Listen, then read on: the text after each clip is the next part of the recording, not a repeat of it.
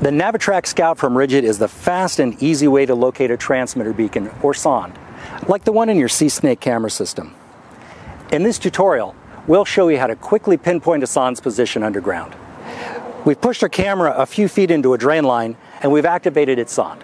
So let's get started. We'll power the receiver on. And then we'll use the frequency key to select 512 Hz sonde mode.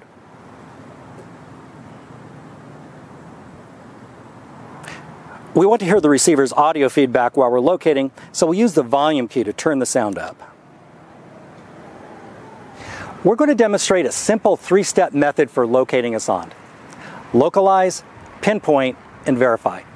Localize simply means finding the sonde's approximate location. In other words, which direction do we walk? Next, we'll pinpoint the sonde by using Scout's display icons to map its precise position.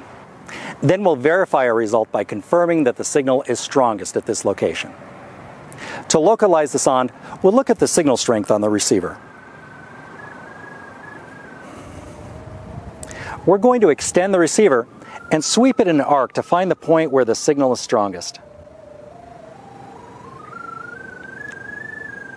When the signal is strongest, we'll be pointed at the sonde.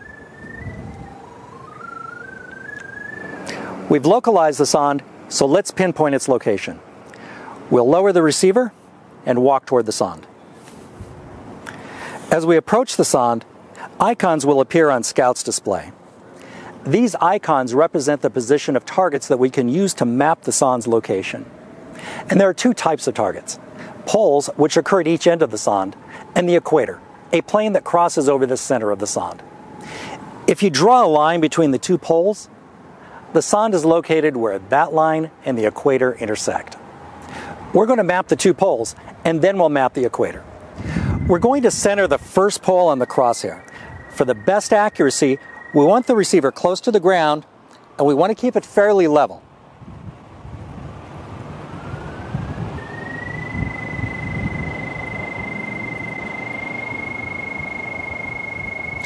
We have the first pole, so we'll drop an orange chip to mark its position. We know that the second pole is on the other side of the equator, so we'll walk past the equator, and then we'll locate the second pole.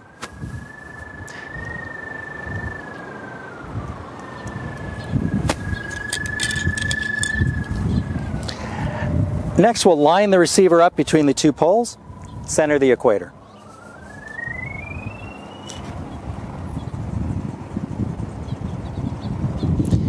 The sonde should be located at this point, and we can see that it is. We'd normally drop the yellow chip at this point to mark the sonde's position. We've localized the sonde, we've pinpointed it by mapping out the poles and the equator. Next, we'll verify by confirming that the signal is strongest at this location.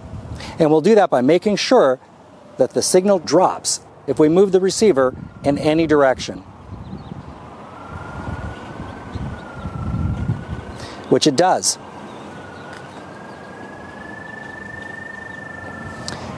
We can be confident we found the sonde's location. To get a depth measurement, we'll need to position the receiver directly over the equator. We'll want the bottom antenna ball touching the ground, and we'll want the receiver to be fairly level. Next, we'll rotate the receiver in the direction indicated by the arrow at the bottom left of the display.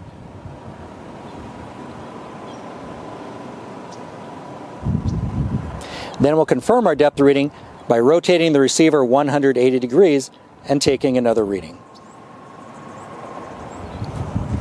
We've seen how to locate the sonde by mapping the poles in the equator, and we've seen how to measure its depth.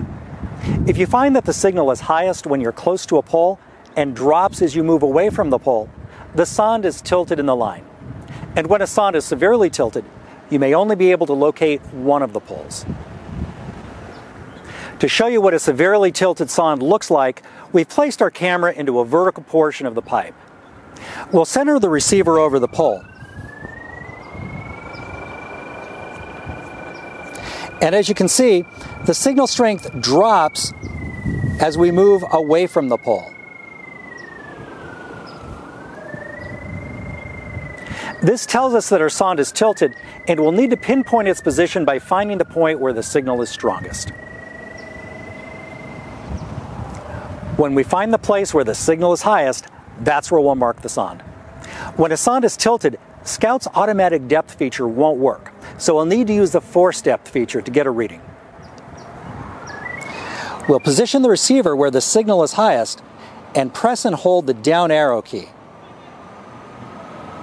If the depth looks reasonable, we'll rotate the receiver 180 degrees and take another reading. We're looking for the two readings to be within about 10% of one another. If they are, we can consider the depth to be accurate. If there's more than a 10% variance, we'll want to rotate the receiver about a quarter turn and take another set of readings. We've seen how to locate the sonde using the three-step process: localize, pinpoint, and verify. We've seen how to recognize a tilted sonde, and we've seen how to take a depth reading. Always remember that when locating a sonde, signal strength is the final determining factor. Now, you're ready to locate your sondes with confidence.